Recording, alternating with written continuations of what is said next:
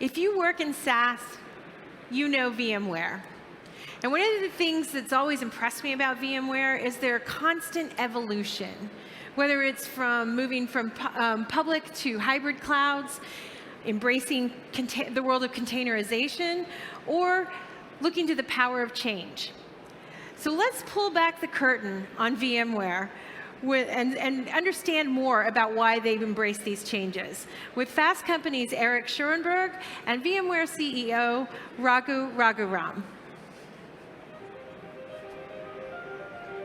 Thank you.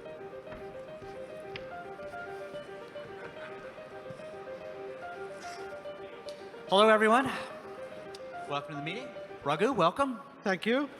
Great to be here. Great to be at a physical event once more. Yes, isn't it great? Yes. Yeah, not to take anything away from Zoom, but there's nothing like 3 dimensions when you're exactly. talking to someone. I just wanted to preface this by saying, as our MC said, I'm the CEO of the company that owns Inc. and Fast Company, and I want to thank the previous moderator, Red Power, for mistakenly saying he worked for Inc. I think that probably every Forbes writer wishes he worked for Inc. There you go. You got a free plug. As a CEO myself, I am very pleased to be here with Raghu because what he is undertaking at VMware is what I know to be a CEO's most difficult challenge, was to lead a company through change. And what VMware is undertaking is maybe not the first rodeo that you've been through, not the first change, but a significant one. So let's talk about that. VMware, as many of you in the audience know, is a company that made its reputation in virtualization. In fact, VM for virtual machines is still in the name. Yes. And yet even that's not the main business anymore. So let's talk about the evolution, kind of the history of where VMware has been, and kind of what you saw in the marketplace that occasioned this change ahead of you. Absolutely. And so we have had over a 20-year history of constant evolution and change, if you will. Like you said, we started out with taking an idea that's actually been dormant in the industry for 30, 40 years, which is this idea of virtualization. And we had some really smart scientists from Stanford that said, what if we could apply that to the x86 processor? And that is how the modern virtual machine was born. And that was the fundamental innovation that led to the creation of the company. And of course, we were really successful at using it to solve problems in the modern infrastructure that most companies have. And that turned out to be a pretty profound platform that's been used by over 500,000 customers, right? And along the way, we had a lot of changes and innovations fought off both Microsoft on the one hand and open source on the other. We had a great time doing that. The second evolution was taking the same ideas that we introduced with servers and applied them to network and storage. And we realized that all of a sudden we could completely rethink how those industries that had been set up for billions and billions of dollars and tens of years, change it completely to be entirely software-based. That was in some ways application of Clayton Christensen's book, if you will, right? And the third innovation, and that's been what we've been doing the last 7, 8 years. The next change really came from our observation to your question of what's changed in the marketplace, and therefore how should VMware be changing. Like everybody else, a few years ago, we thought, okay, everybody's going to go move to the cloud, and that is going to be the end of the game, right? Actually, what we found when we went and talked to customers is that the exact opposite is happening. The world is not becoming centralized. The world is becoming even more distributed. And the pandemic has actually accelerated that evolution of this distributed world. So customers are not only using one cloud, but they're using multiple clouds. They're continuing to do their applications in the data center. But increasingly, they're also doing it at the edge of the network, because the next great evolution in customer experience, if you will, is where the physical meets the virtual, right? Blurring the boundary. So all of a sudden, you have customers saying, okay, I've got to distribute all of my applications all over the place. And it's not just about one cloud anymore. That's what we call multi-cloud. And what we are setting out to do is to be the ubiquitous platform for this distributed world of computing that a lot of our large customers are undertaking. So that's really the big transformation. It has its roots in what we always have done well, but we have to reimagine the same set of technologies for a distributed world. That sounds like quite a challenge. Yeah. Since multi-cloud is the observation that you're making and the occasion for this change at VMware, just help us get our feet on the ground about this idea. What are the advantages to enterprises to going with a multi-cloud environment?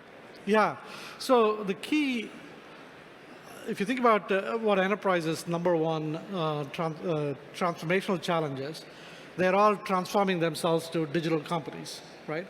They've seen the success of purely digital companies, right, in their industries, whether it's hospitality or financial services or you name your industry.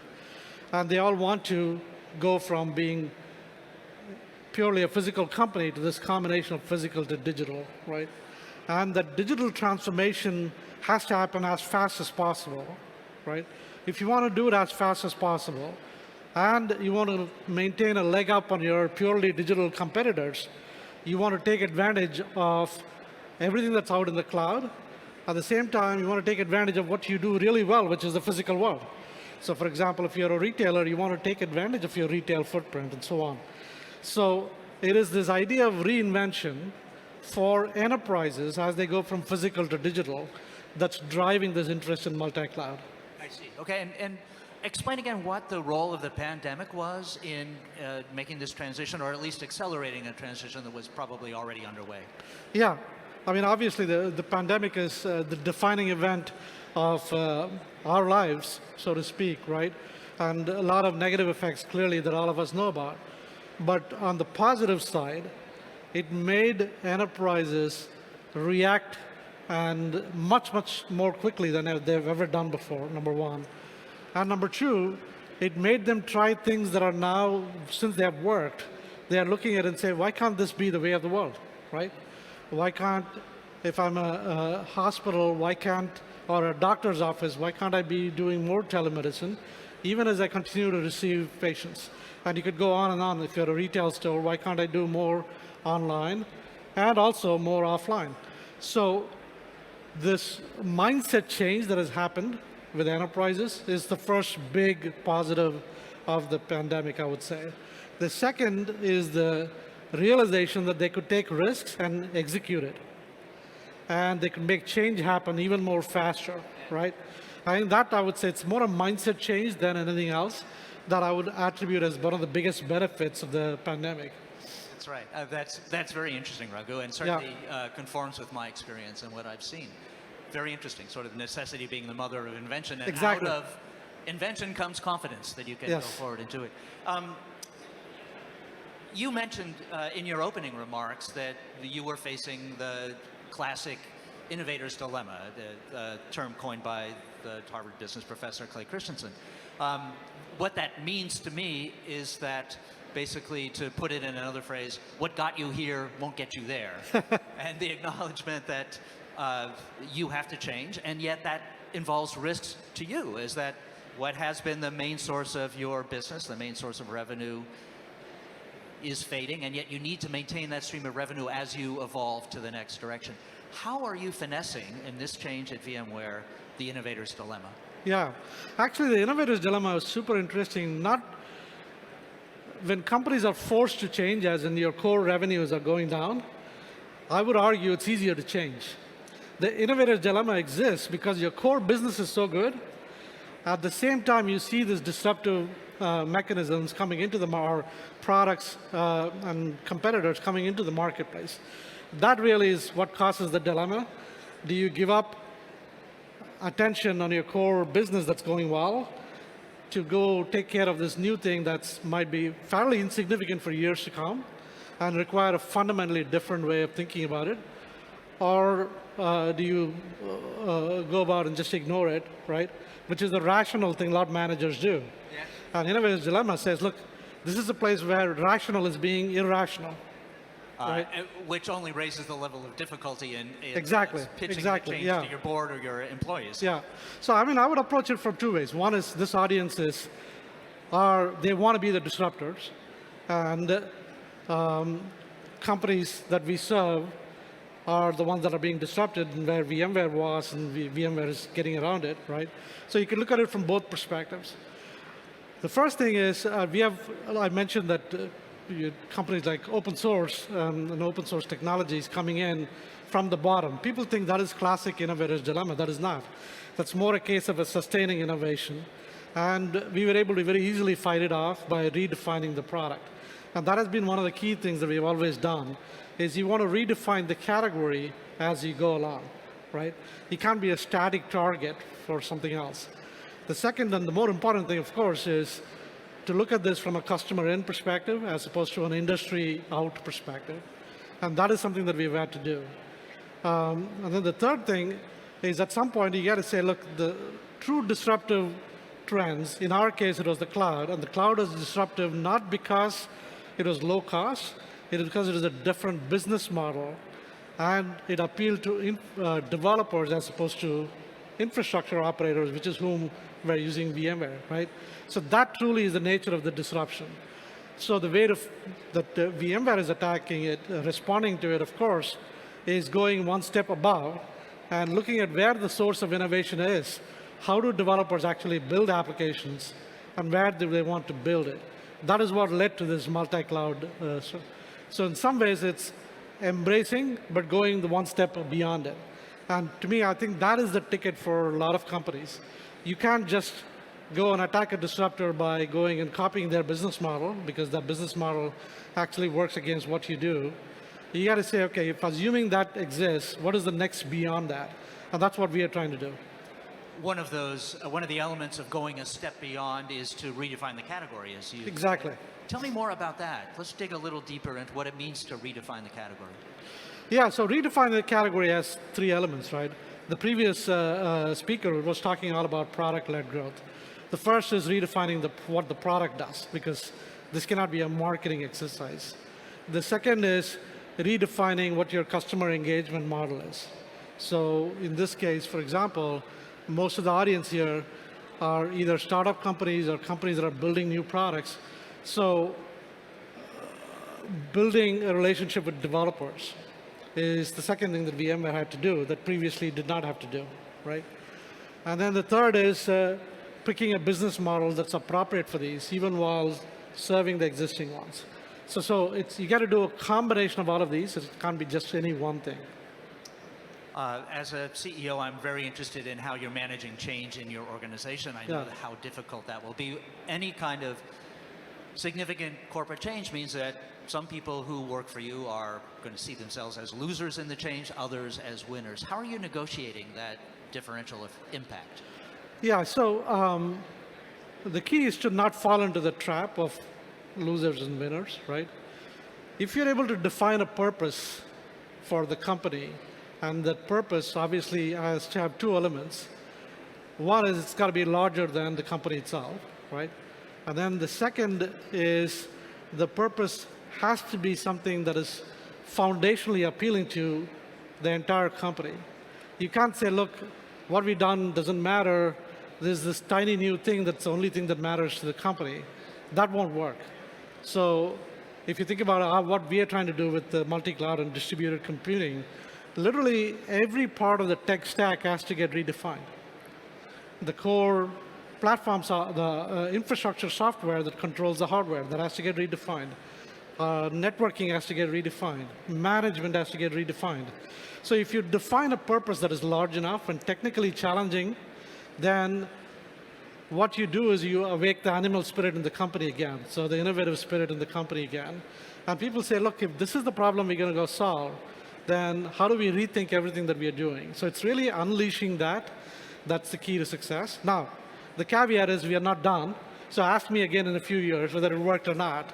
But we feel pretty good about it. All right, well, good. I would love to ask you again in a couple of years. And if I can reuse the phrase myself of reanimating the animal spirits of the company, I will. Thank you for that. Go ahead.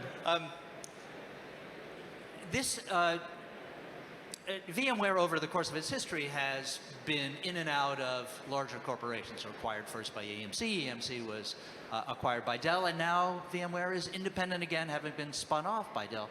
What does that mean for the future of the company? Yeah, I was speaking in my company All Hands yesterday, and I was joking that this is like VMware's history is like a term paper that a crazy corporate finance professor would have set for that student, because we have gone through literally every permutation you could think of corporate structure. But we are at a very exciting time. So we are truly independent. For those that haven't followed the press, we got spun out of Dell, right? Dell used to be the 81% owner for VMware, and starting yesterday, literally, they are no longer the 81% owner, and we are like any other company. So the first thing is overnight, we catapulted ourselves to becoming the 150th largest company in the S&P 500 from being non-existent, right? So that is a big change, and an exciting change, right? But more importantly, we talked about VMware being the multi-cloud platform company of the future, right? In order to do that, you got to be able to work everywhere, which means you got to work great with the cloud providers, you got to work great with the infrastructure providers, you got to work great with all of the great companies that are emerging companies that are here. That means that we got to be literally the Switzerland of the industry, right? And this positioning as a standalone company really helps us. A standalone company that's got 500,000 customers and deep relationships with all of these customers. Therefore, we can work with whatever a customer decides to choose for their platform, we can work with that platform. That is a very powerful positioning that helps us in our future. Very good. The Switzerland of infrastructure. Yeah, very good. exactly. I like that. That must go over well with the team. Yes, it does. By the way, that is the other new skill that I got to learn. You got to learn to be a storyteller, and you got to learn to embrace phrases wherever you find them. You know that. Yes, that is part of a CEO's job for sure. Yeah. One of the ways that people handle innovation is to look forward and imagine if the change that they are trying to move through their company doesn't work. So wargaming the innovation. If it doesn't work, what will we say went wrong? And then to anticipate and make sure that doesn't go wrong. So when you look forward at the changes that you're implementing at VMware, what are the obstacles that you see could tackle it, and how are you planning to get around them? Yeah, I mean, in our experience at VMware in the last 20, 25 years, right? What I found is you got to have this almost two competing ideas that need to be in the forefront of your brain always. One is you got to have a firm belief around where the world is going to be, right? And you got to pick that spot, and that has to be constant. At the same time, everything around that has to be adaptive and driven by what you are observing in the marketplace from customers. Not as much what they're telling you, but more what they're doing, right, and what they're not telling you. And if you have got these two as constants, and therefore you're willing to give up on any idea except that core idea, right, then I would say you can always find your way to adapt to where things are going. And so I think that's really, but if you become very fixed in your system, then you're likely to fail. To me, I think that is the most likely way in which VMware might fail. For that matter, any other company might fail as well, is to be really fixed around a certain set of either product ideas, operating ideas, business model ideas, etc. So. Okay, now let's envision the exact opposite. Let's imagine that this change is successful, and in 5 to 10 years, what do you want people to be saying about VMware? Yeah, so ultimately, if you think about VMware today, right, VMware is known as the essential software element that powers the most mission-critical businesses today, right? So if you're a bank, the chances are your top 10 critical business processes are running on VMware. If you're a hospital, the chances are any surgery that you're doing, right, it says the software that controls it is running on VMware, right? So that's the position that we have. The position that we want to be in is not only that, continue that, right? But all leading innovation, VMware has a hand in how customers innovate. So it is this combination that we want people to be talking about VMware in 5 years. So we want to be the company that accelerates our customers' innovation, right? Even while retaining being at the core of their most mission-critical processes. So that's really where we're driving the company. All right. So in 5 years, we'll check whether Yes. VMware is known as the enabler of innovation. Yep.